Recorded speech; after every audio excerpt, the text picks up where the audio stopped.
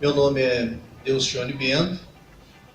Nós já escrevemos 5 livros, 3 sobre drogas e 2 motivacionais.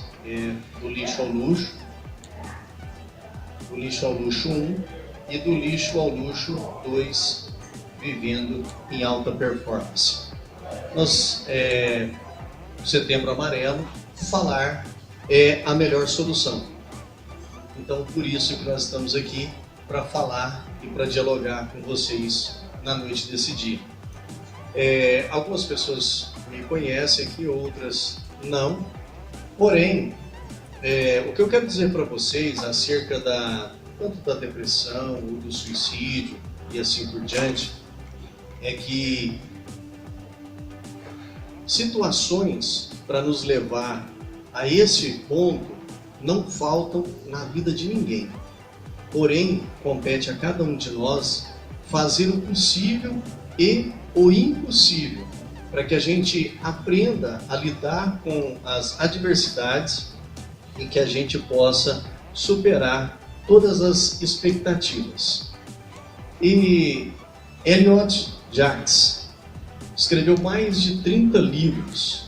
Ele é o autor da teoria da depressão dialética nas organizações. Dialética vem do grego, quer dizer aqui apoio. Alguém já viu falar do Elliot Jaques? Muito difícil, né? Os livros dele são muito complexos, os artigos dele, precisa ler umas 3 vezes para tentar entender a linha de raciocínio dele, e às vezes precisa ter um dicionário ali à parte. Já tem o Spencer Johnson, não escreveu 30 livros, escreveu alguns livros. De nome assim, talvez vocês possam não conhecê-lo. Mas alguém já leu ou já ouviu dizer no livro Quem Mexeu no Meu Queijo? Já, né? Pois é, esse é do Spencer Johnson, tá? Um livro muito conhecido, com um linguajar simplificado, uma fala bem simples que todas as pessoas conseguem compreender. E então, pessoal, a ideia nossa aqui é dessa mesma maneira, tá bom? Falar de uma forma simples, objetiva e eficaz para que todos possam compreender. E da mesma forma, vocês também em casa, no dia a dia, seja com seus parentes, colegas de trabalho, vocês precisam também ter essa fala simplificada, porque muitas pessoas que estão passando por processos difíceis, eles às vezes falam por códigos, às vezes falam de uma forma dando uma indireta, dando uma pista de que estão passando por uma situação crítica, que não estão conseguindo suportar aquela carga que estão transportando sobre os seus ombros, aquela carga emocional, e nós precisamos ter então essa condição para decifrar, certo, as mensagens que determinadas pessoas ao nosso entorno transmitem, seja dentro da nossa casa, seja na nossa família, ou até mesmo no local de trabalho. E nós somos dotados da visão, obviamente, e por isso o campo visual é muito importante para nós. Tanto que se eu me esconder aqui, for ali para trás daquela caixa, logo vocês não vão mais estar prestando atenção no que eu estou dizendo aqui. Porque nós precisamos do campo visual. E isso também, nós devemos ter essa sensibilidade de observar aquela pessoa. De repente era uma pessoa que era muito para cima, gostava de se arrumar, gostava de sair no final de semana e tudo mais. De repente aquela pessoa, aquela mulher principalmente, né, não vai mais no salão, não faz as unhas, e aí não quer sair, não quer ir participar de algum evento em família. Então tudo isso nós precisamos aguçar o nosso campo visual para que nós possamos então ter essa percepção. E eu queria então fazer um exercício com vocês. Coloque a mão no pescoço, todos vocês. Agora coloque a mão na boca. E agora coloque a mão na nuca. Na nuca. Mas é isso mesmo. A questão é o campo visual, viu só? Então é dessa forma, tá certo? Esse é o ponto. Nós somos visuais, tá? Ainda que eu pedi para vocês colocarem a mão na nuca, mas como vocês viram eu colocando a mão na testa, é sintomático. E eu... Tá certo, para quebrar o gelo, né? Como é um assunto muito complexo e que causa bastante dor em algumas pessoas que às vezes já passou por isso, teve algum processo assim na família, então não tem como nós falarmos de um assunto tão tenso e tão doloroso se não descontrairmos e quebrar o gelo. Esse é o Chester, vocalista da banda Linkin Park, que faleceu o ano passado, suicidou-se, e era um cantor bem sucedido, uma banda fantástica, agenda lotada, casado, tinha filhos, uma situação financeira definida, tudo bacana na sua vida. Porém, ele era viciado em álcool, drogas e foi abusado por um senhor na sua infância. E ele estava pedindo socorro, porque ele estava procurando tratamento para sair dos vícios e falava constantemente, inclusive nas suas entrevistas, que ele gostaria de tirar a sua vida. Então era uma pessoa que estava abertamente pedindo socorro. Se alguém falhou, não cabe a nós julgarmos, mas é uma realidade que compete a cada um de nós. Então, nós não podemos dizer, pessoal, que é uma frescuragem, que é manha, que é assim por diante. Não, longe de nós. Jamais devemos olhar para uma pessoa que está passando por um processo psicológico, por um furacão emocional, uma tempestade emocional e dizer, não, isso que você está fazendo é porque você quer aparecer, é porque você quer ser notado, notada. Não, não é assim. Nós devemos ter a condição de estender a mão e ajudar essa pessoa a se reerguer emocionalmente. E aí, o jovenzinho pedindo para nós levantar os braços. Vamos todos então levantar os braços? Isso. Pode ser os dois, tá? Eu vou tocar aqui com a impossibilitado temporariamente.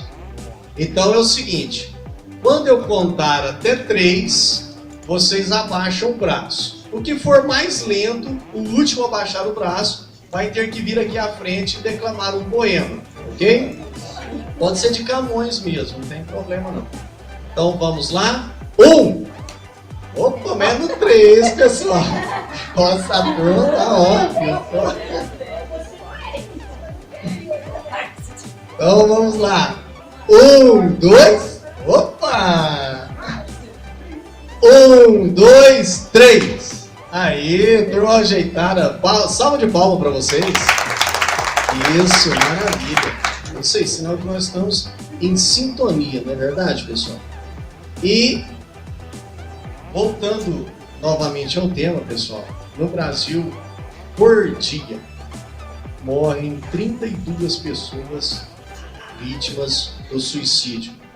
Esses números são mais do que a AIDS ceifam vidas por dia e mais do que os principais tipos de câncer, para que vocês terem uma noção do quanto essa situação é alarmante e o porquê deles terem colocado esse mês, o Setembro Amarelo, como um ponto alto para que nós possamos elevar as nossas discussões, os nossos debates sobre isso. A sociedade, em geral, ela tem uma série de tabus, uma série de dogmas e coisas desse tipo que nós evitamos de comentar. Com o passar do tempo, com a evolução, nós estamos quebrando algumas barreiras sobre isso. Eu mesmo, quando fui escrever os livros para as drogas, então eu busquei parceria com algumas empresas para poder publicar os livros, porque infelizmente no Brasil 97% dos livros publicados pelas grandes editoras, eles são de autores estrangeiros. Por que são de autores estrangeiros?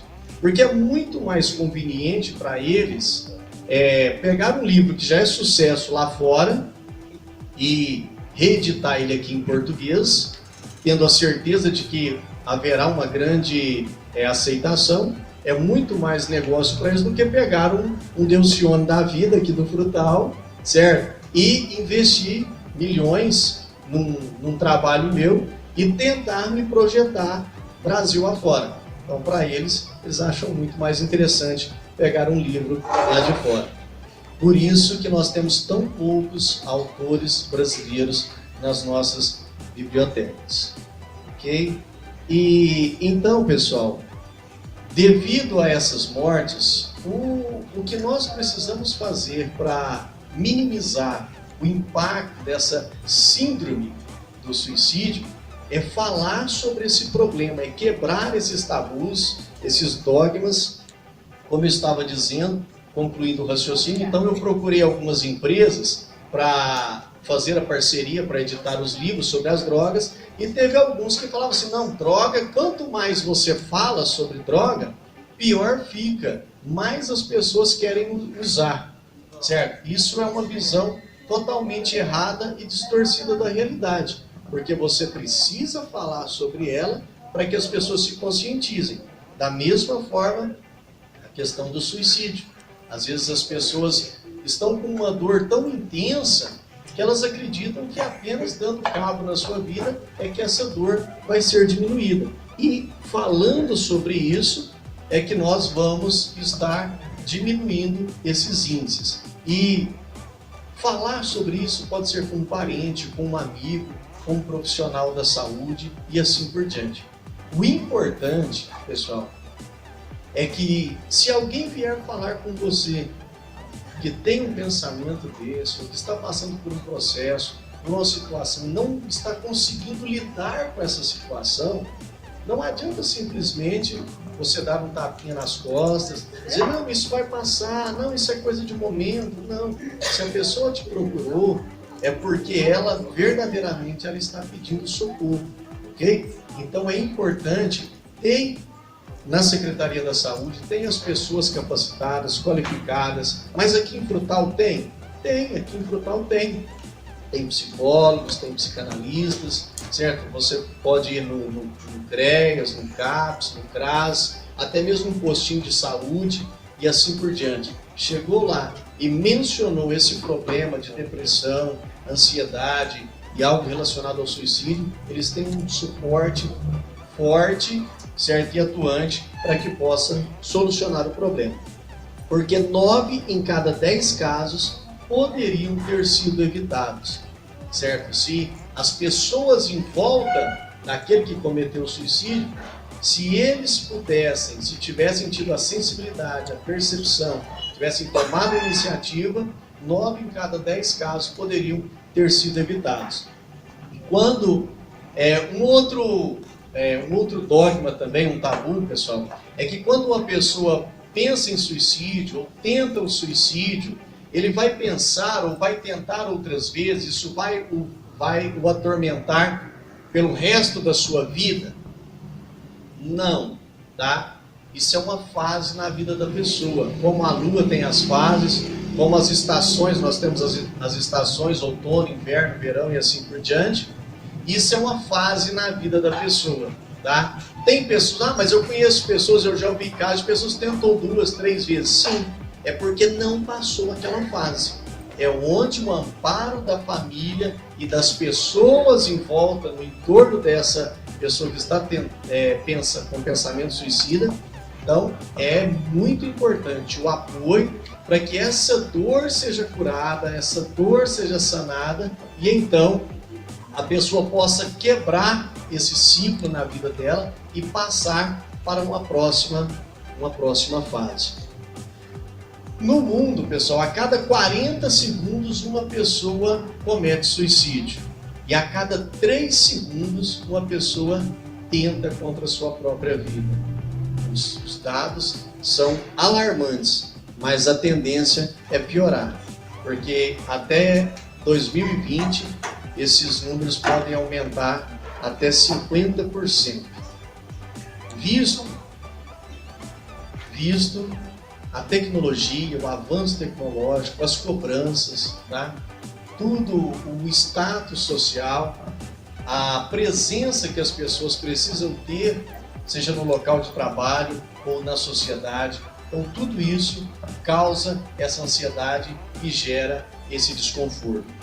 Infelizmente, cada pessoa que comete suicídio, ele impacta de forma negativa 6 pessoas no seu entorno, seja o pai, a mãe, filhos, namorado, esposo, esposa, no trabalho e assim por diante. Então essa pessoa que cometeu o suicídio, geralmente 6 pessoas no seu entorno também vão desenvolver algum distúrbio emocional, algum peso psicológico vai estar em cima dessa pessoa.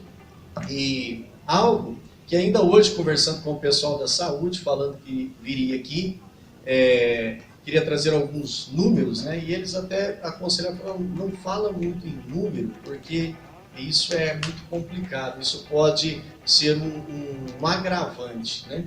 Então, só devemos nos limitar a dizer que isso é uma síndrome negativa, que tem possibilidade de cura, desde que a pessoa procure e tenha o apoio da família e dos profissionais que estão ali para ajudar cada um segundo a sua condição. E esse aqui, pessoal, para nós quebrarmos o gelo novamente, esse é o Godofredo, né?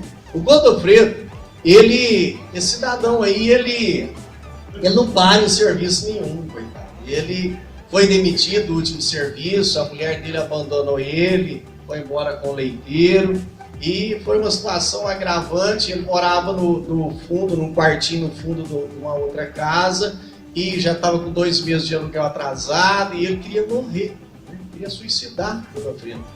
E aí, deitado na cama, não levantava para nada, os amigos dele então chegaram lá, os amigos, e não, vamos levantar, que isso, né? A vida continua e assim por diante, tal. E ele não queria morrer. Aí, os amigos dele teve um falou, eu conheço um médico, esse informado e tal, de repente ele pode até ajudar. Ele falou, eu não tenho dinheiro para pagar a consulta. E aí ele falou, não, vou conversar com o médico. Como o médico era recém-formado e tal, ele falou, não, traz o Godofredo lá, vamos ver se a gente ajuda o cidadão.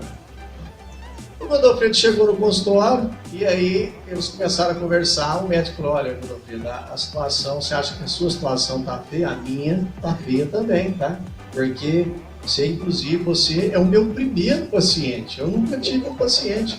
E até por isso que eu me dispus a te tratar de você gratuitamente, até porque eu preciso fazer umas pesquisas e tal, preciso ter um pouco de percepção para que eu possa passar o conhecimento avante. E ali então, ele falou, então eu vou contar meus problemas para você, o médico falou, e você conta os seus para mim, tá? E nós vamos tentar resolver os nossos problemas juntos. E ali o Godofredo começou a falar da dívida, do aluguel e tal, da mulher que tinha ido embora, do emprego, né? Problemas. E aí o médico pegou e falou, eu vou falar com você, Godofredo, de uma forma que você possa compreender, de uma forma bem simples. Dessa mesma forma que nós estamos conversando aqui.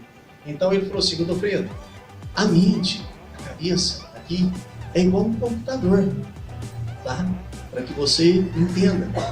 Então o computador, quem maneja o computador, ele vai inserindo arquivos no computador. E se você colocar arquivos bons no computador, ele vai trabalhar positivamente e vai até te gerar uma certa renda e vai te trazer conforto e alegria. Mas se a pessoa começar a colocar coisas erradas no computador, começar a acessar coisas que não deve, o que vai acontecer? Vai entrar vírus no computador, vai travar o computador e vai dar pau no computador, ok? Então a mente humana é da mesma maneira. Nós precisamos ter pensamentos positivos, nós precisamos ter fé em Deus, nós precisamos sempre viver pensando no amanhã de forma positiva. Agora, se nós ficarmos pensando no passado, vivendo dos fracassos, dos erros, das incertezas, das decepções, Então nós vamos começar a ter um problema na nossa mente e isso vai chegar um momento que vai dar pau na nossa mente e a gente vai ver que tudo realmente dá errado na nossa vida e que o único jeito de resolver a situação é morrendo. Aí ele falou, então eu sugiro a você que você possa fazer até talvez uma regressão, conversando com seus parentes, para que você veja como que foi o dia do seu nascimento, desde o seu nascimento para cá e tal, para que a gente possa fazer um trabalho. E aí então o que aconteceu? Saiu de lá mais aliviado, né? Godofredo saiu, o pai e a mãe do Godofredo já tinham morrido, e ele então foi procurar a irmã mais velha, que eles eram 8 irmãos, e ele o caçula, foi procurar a irmã mais velha que tinha ficado por conta da família. E quando ele chegou lá, ele já estava muito sensibilizado, né? De ter saído do médico e tal, e remoendo tudo aquilo que o médico falou para ele, o medo do que a irmã ia dizer para ele. Então ele já chegou chorando, né? Ô Margarida, eu fui ali no médico agora, e ela falou que eu tenho problema, eu preciso saber desde quando que eu nasci, porque pode ser um problema desde o meu nascimento, e você que viu eu nascer, estava lá no dia, eu queria que você me contasse como que foi. E ali, para cada ação há uma reação, não é verdade? E ali então, o que aconteceu? A Margarida já vendo o seu irmão caçula ali, né? Ela pegou nos braços no dia do nascimento, e ali chorando, ela já começou a chorar também. Falou, Godofredo, eu morria de medo de chegar esse dia que você viesse me perguntar o que aconteceu no dia do seu nascimento, porque no dia do seu nascimento foi um dia que deu tudo errado. Esse dia tinha que ser riscado no mapa, ou quer dizer, riscado no calendário, porque foi tudo errado. Ele falou, pelo amor de Deus, então me conta o que aconteceu. Né? E aí ela falou assim, olha, você sabia que nós morávamos no sítio, e naquela época não tinha luz elétrica, não tinha hospital, não tinha telefone, não tinha ambulância, para fazer o parto tinha que ser em casa, e a parteira. E a mamãe estava lá com aquele barrigão, e eu pequenininha ali brincando, de repente ela começou a sentir umas dores ali, e me chamou e falou, vai lá chamar a parteira. E a parteira era uns 5 quilômetros de casa. E eu saí no meio do pasto ali, porque eu não conseguia pegar um cavalo e tal, eu saí no meio do pasto. Aí achei um pé de murici, tinha uns murici ali madurinho, comecei a chupar murici. Aí fui andando, achei um pezinho de caju, comecei a chupar um caju. E aí até que eu cheguei lá na parteira, que eu contei para ela que a minha mãe estava com dor de parto, ela saiu disparada para casa. Só que chegou em casa, meu filho, a mamãe já tinha dado a luz. Você estava lá com aquele cabeção, mamãe desmaiada na cama, assim do lado, sei lá, no pé da cama, roxinho, não chorava, só gemia. Parteira chegou, toda desesperada, meu Deus, o que está acontecendo aqui? Naquele momento ela, assim, quase inconscientemente, ela pegou você pelos pés, colocou você de cabeça para baixo e pá, um tapa para ver se chorava, e você não chorava, ela veio outro pá, outro tapa, e nada, pá, outro tapa, e nada, pá. Quando foi lá no 5º ou 6º tapa, quando eu perdeu, voei nos braços dela e tomei você dela, mas você estava escorregando ainda, você estava escorregadinho. E aí você escapou da minha mão, Godofredo. E aí, por isso que você está com esses dentes. Ainda bem que você tem cabelo, porque ali ainda tem um sinal, se eu olhar tem um sinal do dia que você caiu. E ali o que aconteceu então? Aquilo foi como que um karma, né, que saiu dele, ele descobriu aquilo ali e começou a enfrentar aquela situação, olhando a vida com outra perspectiva. E hoje vocês olhem como que está o sorriso do Godofredo. Olha que maravilha. Merece um aplauso, não merece, pessoal? Um aplauso para o Godofredo. É dessa forma, pessoal. É assim que a gente tem que levar a vida, tá bom? Com bom humor, com alegria, às vezes achando graça das desgraças e transformando impacto em impulso. Porque se nós estivermos no fundo do poço, é o melhor lugar para nós estarmos, porque é de lá que a gente vai ter impulso para sair do buraco, ok? É assim que nós precisamos encarar a vida. E para quem gosta de filme, eu vou deixar isso aqui, Watchmen. É um filme num futuro hipotético, num local hipotético também, aonde super-heróis passam por problemas também psicológicos e emocionais, ok? E cada um deles tem uma história, que nós não vamos entrar nelas, porém nós vamos falar de um deles, do Pagliari, aonde um dia ele não consegue mais segurar a sua angústia, a sua dor, a sua decepção pela vida, o seu caos existencial, e ele procura um psicanalista. Ele procura um psicanalista e começa a falar da sua vida, que ele não acredita mais no ser humano, ele não acredita mais na felicidade, que ele não vê saída para a situação a qual ele se encontra. E ali o médico fala para ele assim: mas o seu problema tem solução, tá? E o primeiro passo é, na cidade tem um artista e ele está fazendo um show humorístico e é fantástico. As pessoas que vão lá ficam maravilhadas com ele.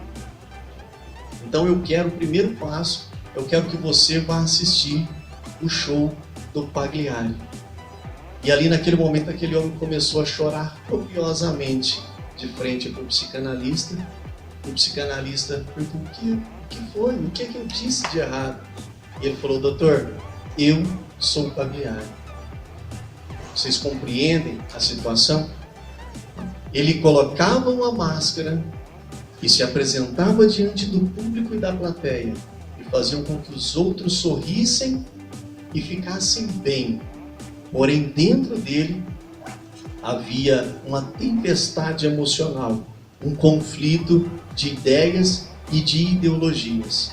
E trazendo para o nosso cotidiano, tem muitas pessoas à nossa volta, às vezes até aqui junto de nós, que está com uma máscara, está usando uma máscara, mostrando um sorriso que não é seu, mostrando uma felicidade que não tem, mostrando uma paz que está distante de você.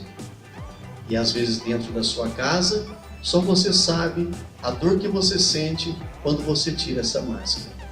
Que nós possamos ter essa sensibilidade e essa condição de ver as pessoas além dessa máscara, para que possamos ajudar a cada uma delas. E você também, que às vezes está usando essa máscara, que você tenha a capacidade de tirar essa máscara e de pedir ajuda e pedir socorro, porque há pessoas preparadas e capacitadas para te ajudar a sair dessa situação tão crítica que você se encontra. Aqui, pessoal, nós colocamos algumas imagens do nosso cotidiano, do que leva muitas pessoas a cometer o suicídio. Às vezes, os jovens hoje, eles se desesperam por poucas coisas, não têm a estrutura emocional de lidar com determinadas situações, e às vezes tem uma festa, uma balada no fim de semana, e de repente a mãe ou o pai coloca de castigo e não deixa ir naquela festa, ou de repente diz que ele não vai porque não é o momento, não é a hora oportuna, e acontece da pessoa, do jovem, não segurar a onda, não conseguir compreender os seus limites e as suas limitações e acaba cometendo suicídio. Às vezes por não conseguir comprar um tênis de marca, às vezes por não ter a capacidade de ter uma roupa de grife, às vezes por não conseguir comprar um celular de última geração, se bem que esse aí depois meu menino falou que não é de última geração, já está ultrapassado. E hoje ainda conversando com o pessoal ali da saúde, eles falaram sobre essa questão de uma briga de irmãos, o irmão quebrou o celular da irmã. E aí ela foi pedir o telefone para a avó, comprar o telefone, eles moram com a avó, já veio o desequilíbrio da família. E a avó disse que não tinha condição de comprar um celular novo para ela. E foi onde ela tentou contra a própria vida, porque não tinha condição de ter um novo celular. E o fim de relacionamentos, pessoal. O relacionamento, quem está ao lado de uma pessoa que gosta e que ama, o cérebro produz a endorfina, a dopamina, que são os sentimentos de alegria e de prazer. E quando a pessoa se ausenta, quando há o rompimento desse relacionamento, às vezes a pessoa se desespera, tem ali uma crise e quer atentar contra a própria vida.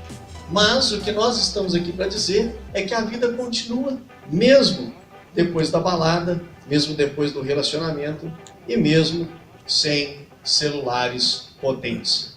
Esse, eu creio que todos conhecem, merece o nosso respeito, Padre Fábio de Mello. ele que o ano passado revelou ter a síndrome do pânico e quebrou esse tabu, né? Pois ao falar sobre isso abertamente, ele acabou contribuindo para que outras pessoas também parem de ter esse preconceito contra quem sofre esses problemas psicológicos e possam procurar ajuda também. Ele tem problema na família, a irmã dele também tem problemas emocionais, então ele vem fazendo os tratamentos e tem dado certo. Então isso é muito importante, não é vergonha para ninguém. Às vezes tem pessoas que vai falar para procurar um psicólogo, acha, não, psicólogo é coisa de louco. Não é nada disso, nem psicanalista é coisa de louco, tá? Isso é algo muito subjetivo, tá? Teve, né? Acabou tendo problema, né? Pois é, aí. Então, Platão já dizia que de perto todos nós somos loucos, né? E de tempo em tempo a gente entra na caverna, e quanto mais nós entramos na caverna, maior escuridão nós encontramos. Nós precisamos dar meia volta e procurar sair da caverna. Então, cada um de nós deve ter ser comensurado no ponto de saber até que ponto você pode entrar dentro dessa caverna e até que ponto você precisa dar meia volta para sair dessa caverna. Isso é muito importante na vida de cada um. E às vezes mesmo que você não saiba, será onde que eu estou dentro da minha caverna? Parece que eu não consigo ver um horizonte, parece que eu não consigo vislumbrar uma situação de saída, um ponto positivo na minha vida. Então esse é o momento de você pedir ajuda, de você procurar um profissional, de você estar dialogando com alguém que possa lhe ajudar. E para nós finalizarmos a nossa conversa, o nosso bate-papo, eu gostaria de deixar essa frase do Charlie Chaplin, que se vocês tivessem acreditado nas minhas brincadeiras de dizer verdades, teriam ouvido verdades que temem dizer brincando. Falei muitas vezes como um palhaço, mas jamais duvidei da sinceridade da plateia que sorri. Obrigado a vocês pela atenção.